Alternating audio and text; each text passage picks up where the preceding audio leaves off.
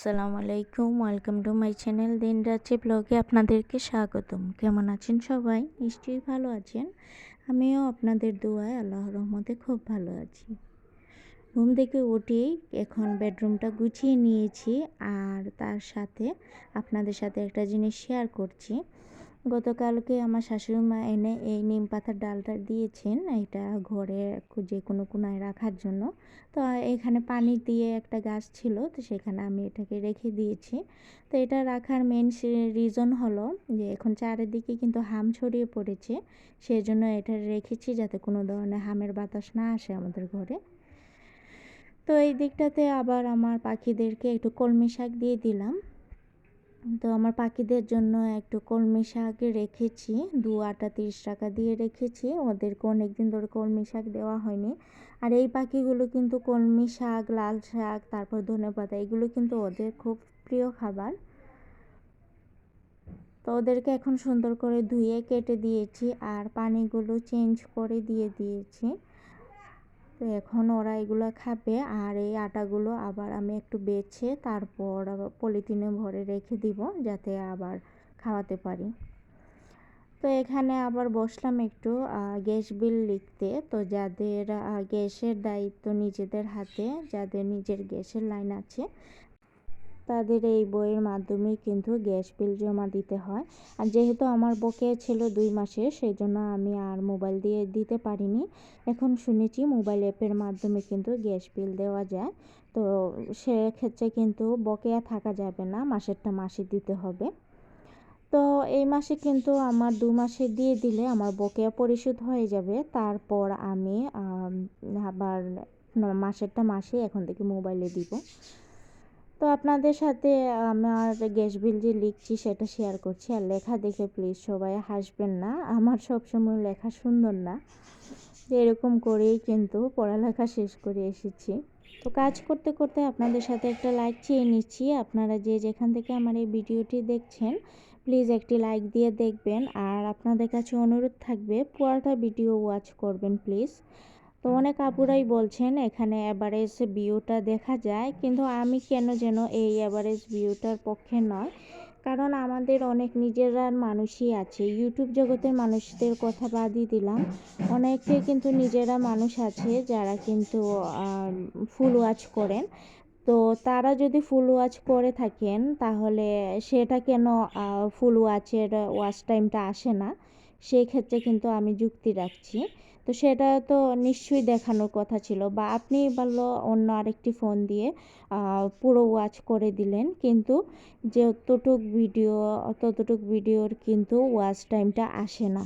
তাহলে আপনারা কিভাবে আপুরা বুঝলেন যে এটা এভারেজ টাইমটা এরকম হয়েছে?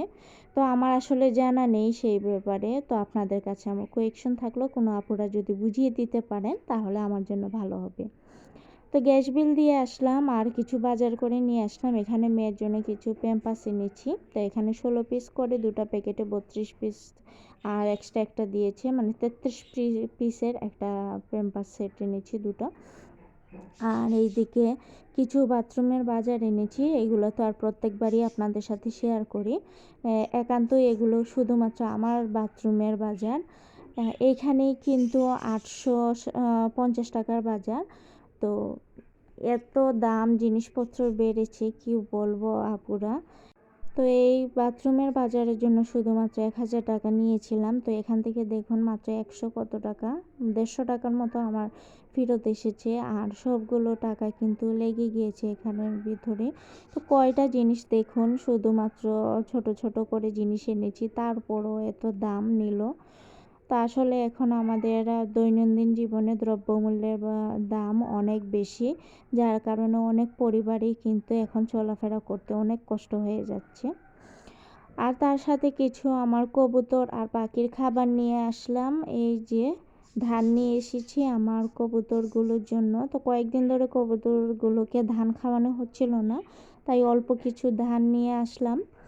গম এখন আর খেতে চাচ্ছে না, তাই রুচি চেঞ্জ করার জন্য ধান এনেছি।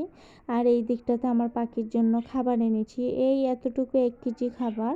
এগুলোই কিন্তু নিয়েছে 150 টাকা, 150 না সরি 120 টাকা নিয়েছে। আর এ আর ধানটা নিয়েছিল 50 টাকা, মিলিয়ে এখানে 200 টাকার জিনিস এনেছি।